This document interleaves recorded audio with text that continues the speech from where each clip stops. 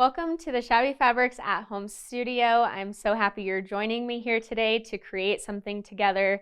Today we're actually going to make DIY beeswax wraps. If you're not super familiar with what those are, it's a more sustainable option to maybe some plastic wrap or plastic bags that you may use to store your food. These are reusable and they do help keep your food nice and fresh. My personal favorite way to use them is to cover your dishes. Maybe if you're having, a barbecue, to cover it up from any pests or bugs getting inside. Or if you're bringing over a dish to a friend or a family member, it's just an extra design touch that I love. These are super, super easy for you to make.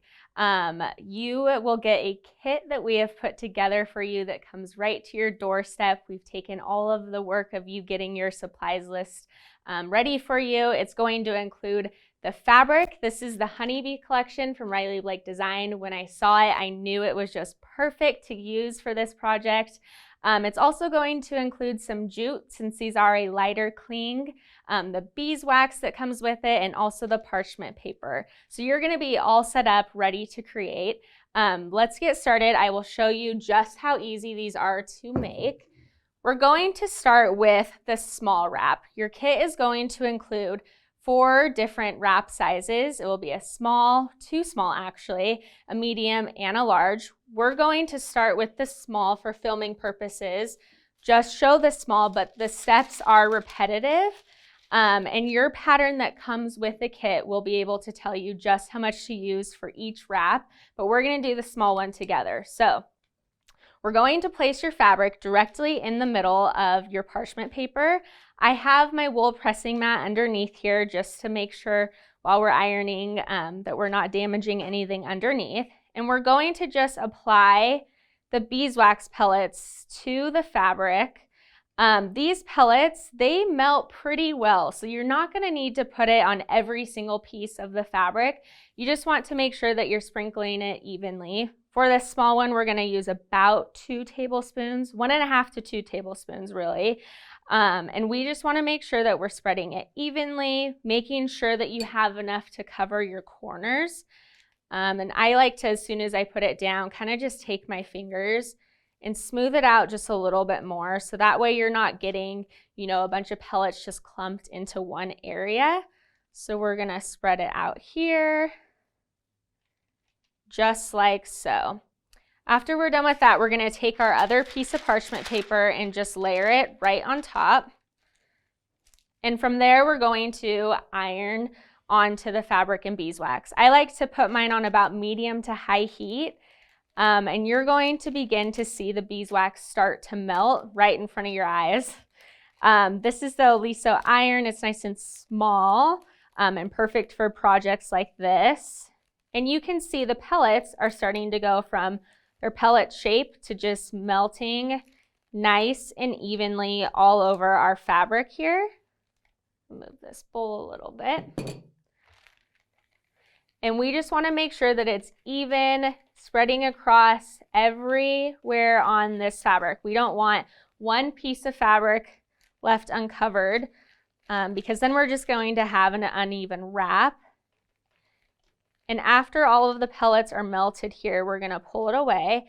When you are using the iron, you're not spreading a lot of the wax off of the fabric here. You're more so just doing small circles and patting it into there. You can spread it a little bit. It is pliable to reach the corners and make sure it's evenly spread, but you're more so patting it into the fabric itself with small circles.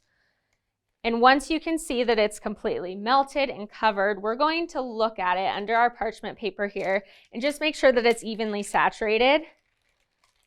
So we can see I have a little bit of white marks there, so I'm going to iron over those again.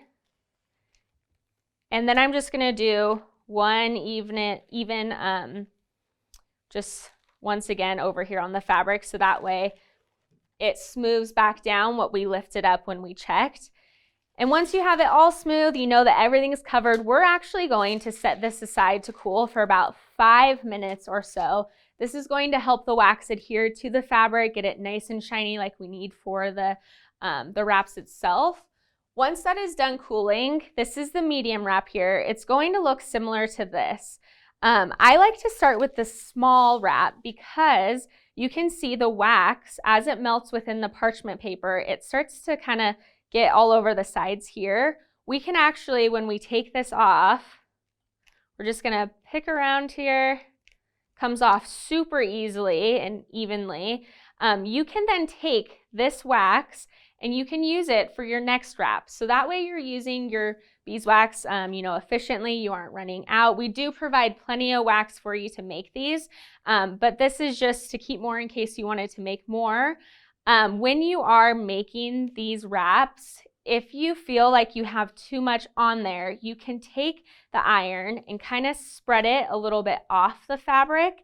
If you feel like your wax wraps needs more, just take the wax, layer it on, and make sure you're just going over it all again to smooth it out so that you don't have any uneven surfaces.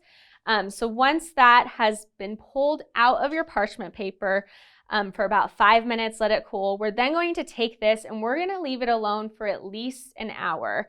If you can wait longer than an hour, I advise you to do so. All that you're doing is just making sure that the wax doesn't start to peel off for our next step. So at least an hour or more if you're able to.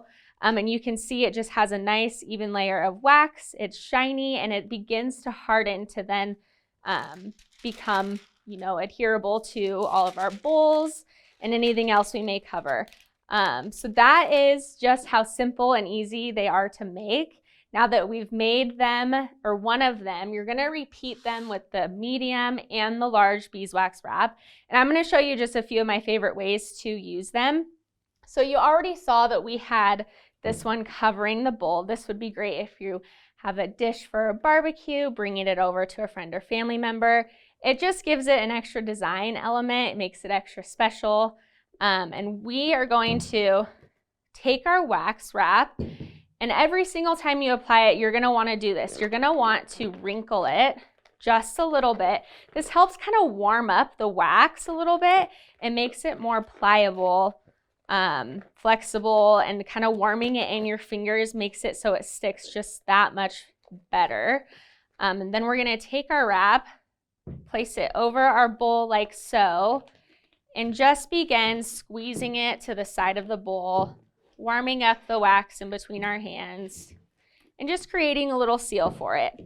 Like I said, these are a lighter cling wrap, so we did make sure to supply jute in your kit to make sure you have, an extra way to make it really form to what you're using if you'd like. You could take it, you can see it kind of just makes the shape of whatever you're covering, keeps your food nice and fresh inside, but you could take the jute and wrap it around like so if you would like a tighter cling, but this is adhering to the bowl itself.